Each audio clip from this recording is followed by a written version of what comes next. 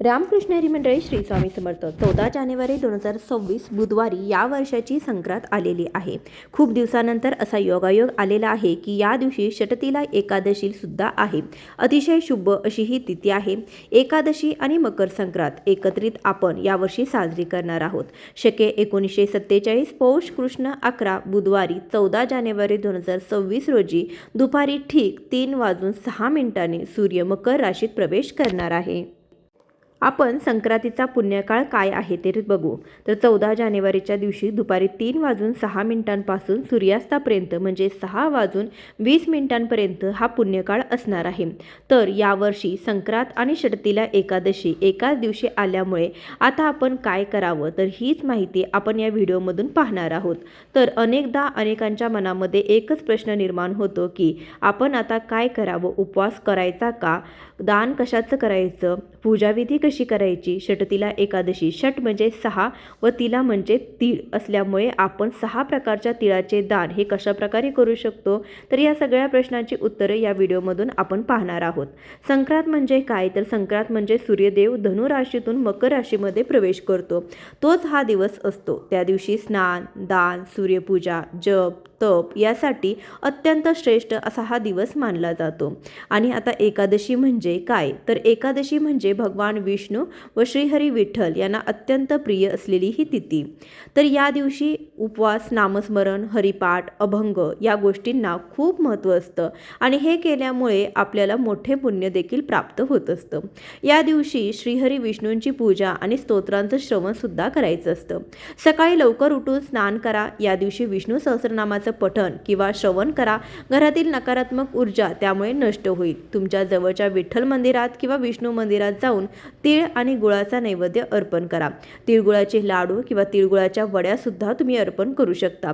विठ्ठल हे भगवान श्रीहरी विष्णूंचंच रूप आहे, त्यामुळे संक्रांतीच्या दिवशी हा नैवेद्य दाखवल्याने जीवनामध्ये गोडवा आणि समृद्धी येत असते। संक्रांत व एकादशी हे एकाच दिवशी आल्यावर त्याचे नियम काय आहेत तर जेव्हा दोन महान तिथी एकत्र येतात तेव्हा शास्त्रानुसार एकादशीला प्राधान्य दिलं जातं आणि मुख्य म्हणजे उपवास हा एकादशीचाच असावा आणि तो एकादशीचाच करावा। संक्रांतीचे दान व पुण्यकर्म एकादशीच्या नियमामध्ये आपल्याला बसवायचं आहे। आता हा उपवास कसा करायचा आहे तर तुम्ही निर्जली उपवास करू शकता किंवा तुम्ही तो उत्तमच राहील, सर्वोत्तम राहील, परंतु शक्य होत नसेल तर फक्त फलाहार आपल्याला करायचा आहे। तांदूळ, गहू, ज्वारी, बाजरी टाळावी। साबुदाणा, फळे, दूध, ताक हे मात्र चालते। दिवसभर रामकृष्णाचं नामस्मरण करावं, पांडुरंग विठ्ठलाचा जप करावा, हरिपाठ म्हणावे। आता पूजाविधी कशी करायची तर ते बघूया। आपण सकाळी सूर्योदयापूर्वी आपल्याला स्नान करायचं आहे, सूर्यदेवाला अर्घ्य अर्पण करायचं आहे, देवाची पूजा करून आपल्याला देवघरामध्ये दिवा लावायचा आहे। नंतर श्रीहरी विठ्ठलाची आणि भगवान श्री विष्णूंची पूजा करायची आहे। तुळशीपत्र आपल्याला अर्पण करायचं आहे। पंचामृताने आपल्याला अभिषेक देखील करायचा आहे।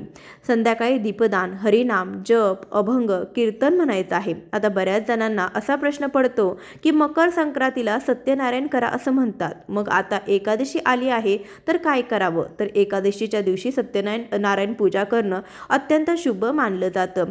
भगवान विष्णूंचाच एक अवतार असल्याने सत्यनारायणाची पूजा एकादशी तिथीला केल्यास त्यांचे विशेष आध्यात्मिक लाभ आपल्याला मिळतात। तर या दिवशी तुम्ही सत्यनारायण देखील करू शकता। 11 वर्षानंतर यंदाच्या मकर संक्रांतीला हा दुहेरी योगायोग जुळून आलेला आहे, त्यामुळे या योगाचा लाभ आपण कसा करून घ्यावा तर या दिवशी आपल्याला तिळाचे 6 प्रकारे दान सुद्धा करता येईल। तर ते कसे करायचे आता 14 तारखेला तुम्हाला काय करायचं आहे तर मकर संक्रांतीची पूजा जशी नेहमीसारखी आपण करतो तशीच करायची आहे। तसेच या दिवशी तुम्ही हळदी कुंकू देखील करू शकता। मकर संक्रांतीच्या दिवशी विवाहित महिला जी सुगड पूजा करतात ती नेहमीप्रमाणे नेहमीसारखेच आपल्याला करायचे आहे आणि जो एकादशीचा उपवास जे करतात तर त्यांनी नेहमीसारखाच एकादशीचा उपवास करायचा आहे। एकादशीला तिळगुळ खाता येतो, त्यामुळे एकादशीच्या दिवशी तुम्ही तिळगुळाचा नैवेद्य जो आहे तर तो देवाला दाखवणार आहात आणि तो प्रसाद म्हणून भक्षण देखील करू शकता, खाऊ शकता, त्यामध्ये कुठलीही अडचण नाही। परंतु जो पुण्ययोग जुळून आलेला आहे त्या पुण्ययोगामध्ये काही विशेष साधना किंवा काही विशेष दान केलं तर तुमची अडलेली कामं देखील पूर्ण होऊ शकतात। आता दान काय करायचं तर संक्रांत व एकादशी एका दिवशी आल्यामुळे आपल्याला दानाचं पुण्य हे दुप्पट मिळतं। दानासाठी उत्तम वस्तू आपल्याला घ्यायच्या आहेत. त्यामध्ये तीळ घ्यायचा आहे, गूळ घ्यायचा आहे, उबदार कपडे घ्यायचे आहे. त्यामध्ये ब्लँकेट, चादरी, चांगले कपडे जे आहे तर ते तुम्ही घ्यायचे आहेत. फाटके कपडे घ्यायचे नाहीत, चांगले कपडे घ्यायचे.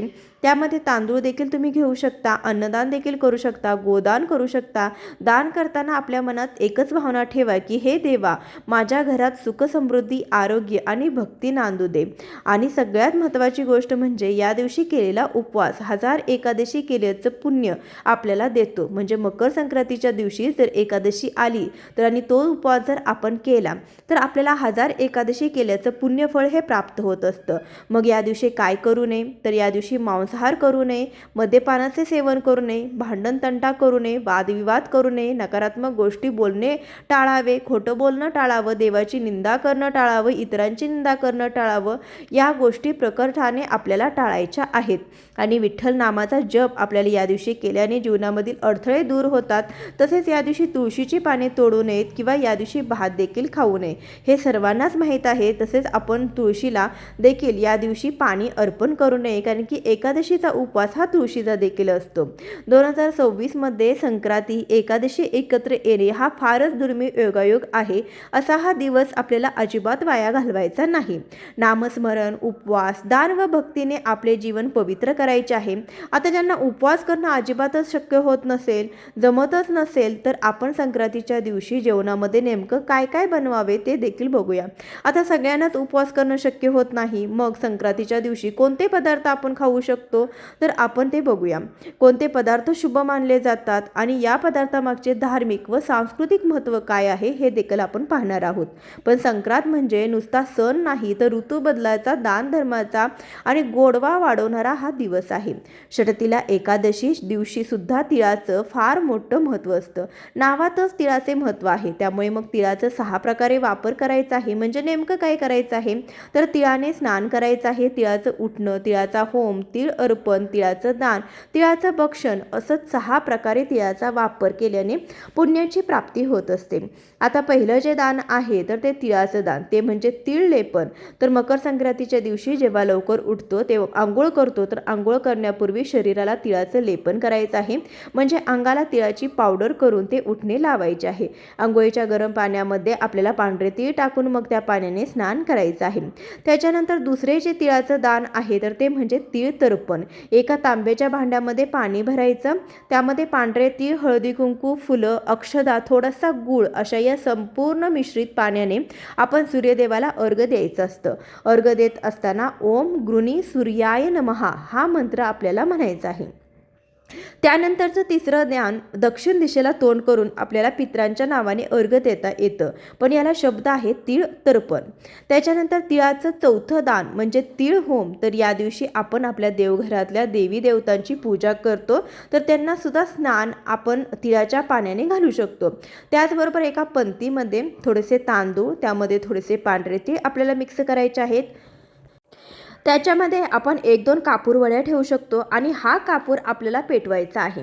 अशा पद्धतीने आपण तिळाचा होम देखील करू शकतो. याच्यानंतर पुढचं जे तिळाचं दान आहे तर ते म्हणजे तीळ भक्षण. तीळ घातलेले विविध प्रकारचे अन्नपदार्थ आपण या दिवशी तयार करून खाऊ शकतो. यानंतर पुढचं जे तिळाचं दान आहे तर ते म्हणजे तिळदान.